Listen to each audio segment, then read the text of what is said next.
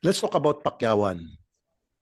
What kind of monitoring system do you have in place to ensure that Pakyawan ay hindi na-abuse, is not being abused? Kasama din po yan sa inspection program na kasi po yung checklist ng inspectors. Meron pong classification ng payment of wages.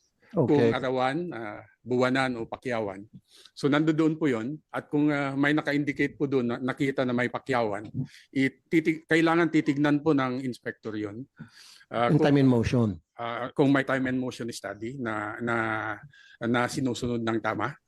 Hindi naman po bawal or illegal per se yung pakyawan kasi po may mga ibang instances na yung rate sa pakyaw ay mas mataas pa sa minimum wage rate. At kung meron kaming nakita na ganun, okay din lang naman na pakyawan na ituloy nila kung may kasunduan naman sila sa kumpanya. Pero kung bababa po yung based on a time and motion study, yung sweldo nila yung pakyaw rate po nila sa minimum wage ay doon ay magkakaroon ng enforcement order po, correction order. Okay. So sige, time and motion. What happens if the inspector dun sa time and motion kasabwat ng kumpanya na pinapatuparan niya ng time and motion study?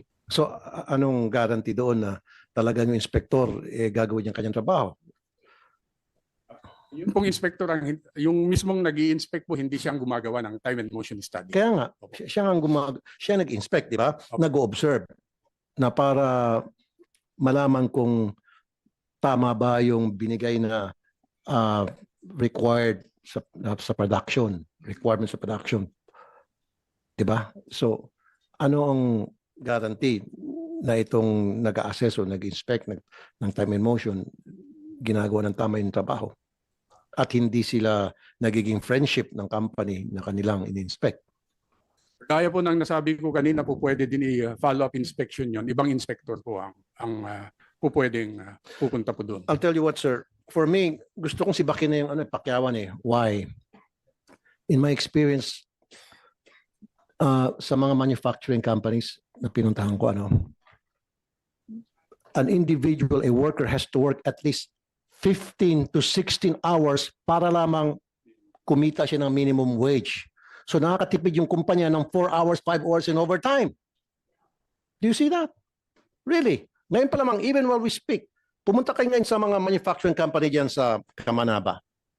Most of them, a worker has to put in minimum of 12 hours, up to 16 hours just to earn the minimum wage.